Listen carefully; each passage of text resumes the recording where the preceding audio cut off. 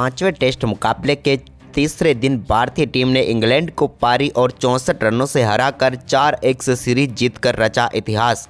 नमस्कार दोस्तों, स्वागत है आपका एक बार फिर हमारे चैनल में।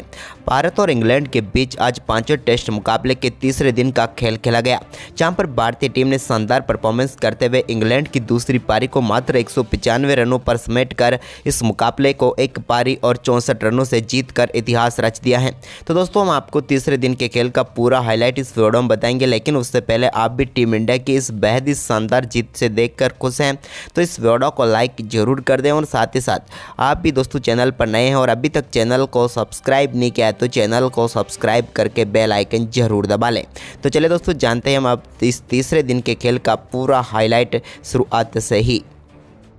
तो दोस्तों, आज पांचवें टेस्ट मुकाबले के तीसरे दिन जब टीम इंडिया की तरफ से एक बार फिर कुलदीप यादव और उनके साथ जसप्रीत बुमराह शुरुआत करने उतरे, लेकिन दोस्तों यहां पर भारतीय टीम को आज करारा झटका दिया कुलदीप यादव के रूप में जेम्स एंडरसन ने, और अपने टेस्ट कैरियर का 700वां विकेट उन्होंने हासिल कर लिया और इतिहास रच दिया। कुलदीप यादव को आउट करने के साथ ही वो पहले ऐसे तेज गेंदबाज बने जिन्होंने टेस्ट कैरियर में 700 विकेट चटका लिए। ये इनके लिए आज का दिन लाजवाब रहा। कुलदीप ने 30 रनों की पारी खेली। तो वहीं पर इसके बाद दोस्तों भारतीय टीम को 125वें ओवर की पहली गेंद पर शोएब बशीर ने जसप्रीत बुमराह को स्टंपिंग आउट करवा कर पेविलियन भेजा और भारतीय टीम को ऑल आउट कर दिया। जसप्रीत बुमराह ने भी 20 रनों का योगदान दिया। 64 गेंदों का सामना करने के बाद शोएब बशीर ने अपना 5 विकेट हॉल भी पूरा कर लिया और भारतीय टीम अपनी पहली पारी 477 रनों पर ऑल आउट हो गई। लेकिन इसके बाद दोस्तों इंग्लैंड अपनी दूसरी पारी का आगाज करने उतरी तो उनके लिए शुरुआत बेहद ही खराब रही, क्योंकि भारतीय टीम की तरफ से दूसरे ओवर की 5वीं गेंद पर रविचंद्रन अश्विन की गेंद पर आगे बढ़कर बड़ा शॉट खेलना चाहते थे बेन डकेट, लेकिन गेंद सीधे जाकर उनके स्टंप पर लगी और भारतीय टीम को दूसरी पारी में पहली सफलता मिल गई। यहां पर बेन डकेट कुछ भी खास नहीं कर पाए इंग्लैंड की टीम के लिए, लेकिन अपने 100वें मुकाबले में रविचंद्रन अश्विन ने कमाल करके दिखा दिया और यहां पर बेन डकेट को पेविलियन भेजा और यहां पर उन्होंने 5 गेंदों का सामना करने के बाद 2 रन बनाए। इसके बाद ओली पॉप के बल्ले से कुछ बेहतरीन शॉट यहां पर जरूर देखने को मिले, जिसमें 5वें ओवर की पहली गेंद पर जसप्रीत बुमराह की गेंद पर एक स्ट्रेट ड्राइव शॉट भी देखने को मिला। लेकिन इसके बाद दोस्तों 6ठे ओवर की तीसरी गेंद पर रविचंद्रन अश्विन ने क्रॉली को पेविलियन भेजा। यहां पर उन्होंने सरफराज खान के हाथों कैच कराकर पेविलियन भेजा। क्रॉली इंग्लैंड की टीम की तरफ से सबसे बेहतरीन बल्लेबाज थे, लेकिन आज के दिन वो अपना खाता भी नहीं खोल पाए और रविचंद्रन अश्विन का शिकार बन गए। शानदार गेंदबाजी की अश्विन ने 16 गेंदों का सामना किया क्रॉली ने, लेकिन वो खाता नहीं खोल पाए और शून्य पर ही चलते बने। इसके बाद दोस्तों यहां पर जो रूट और ओली पॉप के बीच अच्छी पार्टनरशिप बनी। यहां पर एक और चौका यहां पर देखने को मिला जो रूट के बल्ले से। लेकिन इसके बाद दोस्तों यहां पर 10वें ओवर की तीसरी गेंद पर रविचंद्रन अश्विन ने ओली पॉप को भी यहां पर कैच करवा कर पेविलियन भेजा। ओली पॉप को यहां पर यशस्वी जायसवाल ने शानदार कैच पकड़ा और भारतीय टीम की झोली में तीसरी सफलता आ गई। रविचंद्रन अश्विन का ये इस मुकाबले का 7वां विकेट था, क्योंकि पहली पारी में 4 सफलताएं प्राप्त की तो दूसरी पारी में अब उन्हें 3 सफलताएं मिल चुकी थी। ओली पॉप इस मुकाबले की इस पारी में 23 गेंदों पर 19 रन बनाकर चलते बने। इसके बाद क्रीज पर उतरे यहां पर जॉनी बेयरस्टो ने आक्रामक खेल दिखाया और 11वें ओवर की तीसरी गेंद पर उनके बल्ले से एक शानदार चौका देखने को मिला। तो इसके बाद 14वां ओवर डालने आए रविचंद्रन अश्विन की पहली गेंद पर जॉनी बेयरस्टो ने कमाल की बल्लेबाजी करते हुए एक बड़ा शॉट खेला और गेंद को लॉन्ग ऑन के ऊपर से 6 रनों के लिए बाउंड्री लाइन के पार भेजा।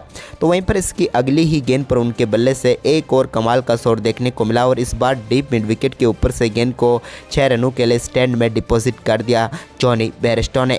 तो इसके बाद यहां पर 16वें ओवर की पहली गेंद पर भी एक और कमाल का छक्का उनके बल्ले से देखने को मिला, जब रविचंद्रन अश्विन की ही गेंद को उन्होंने लॉन्ग ऑन के ऊपर से 6 रनों के लिए भेज दिया और कमाल की बल्लेबाजी करते हुए जो रूट के साथ मिलकर उन्होंने 50 रनों की पार्टनरशिप मात्र 42 गेंदों पर ही पूरी कर डाली।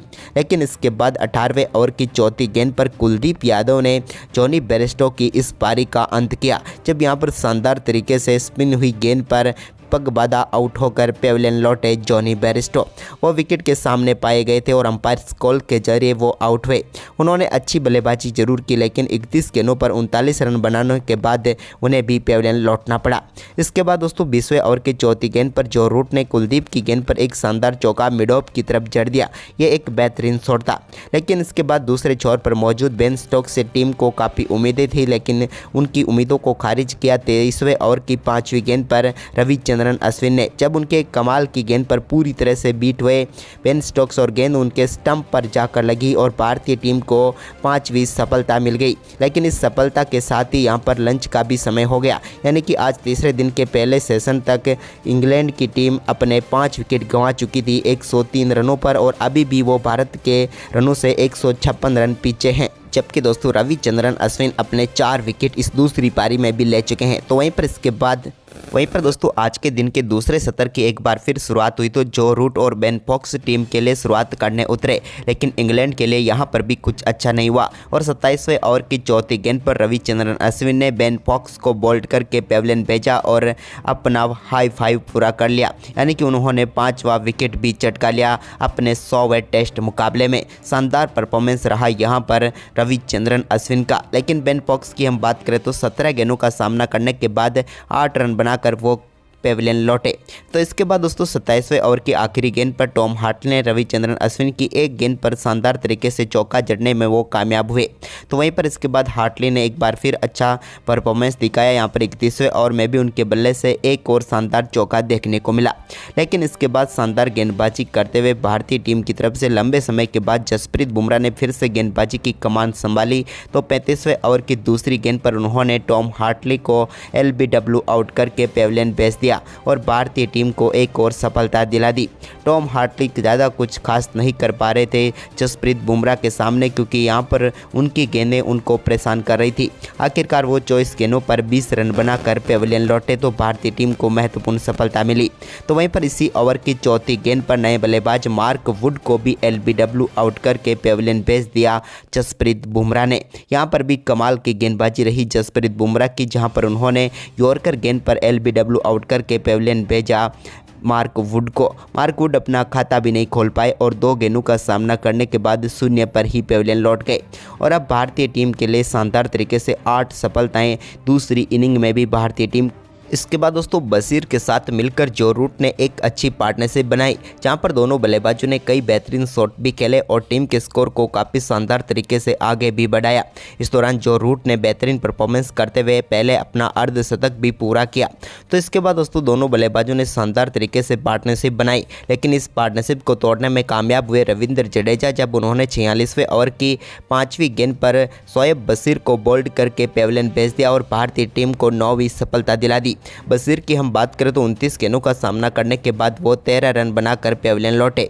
इसके बाद आखिरी विकेट के तौर पर 49वें ओवर की पहली गेंद पर जो रूट को कुलदीप यादव ने जसप्रीत बुमराह के हाथों कैच कराकर पेविलियन भेजा और इसी के साथ भारतीय टीम ने इस सीरीज व इस मुकाबले को 4-1 से जीत लिया। मुकाबले में टीम इंडिया का कमाल का परफॉर्मेंस रहा, जहां रविचंद्रन अश्विन ने 5 सफलताएं प्राप्त की तो जसप्रीत बुमराह और कुलदीप यादव को 2-2 व 1 सफलता रविंद्र जडेजा को मिली। और इस मुकाबले को भारतीय टीम ने एक पारी और 64 रनों से जीतकर इस सीरीज को 4-1 से जीतकर इतिहास रच दिया। तो दोस्तों आपको टीम इंडिया का परफॉर्मेंस कैसा लगा, आप हमें कमेंट में अपनी राय जरूर दें और इस वीडियो को ज़्यादा से ज़्यादा शेयर जरूर करें। धन्यवाद।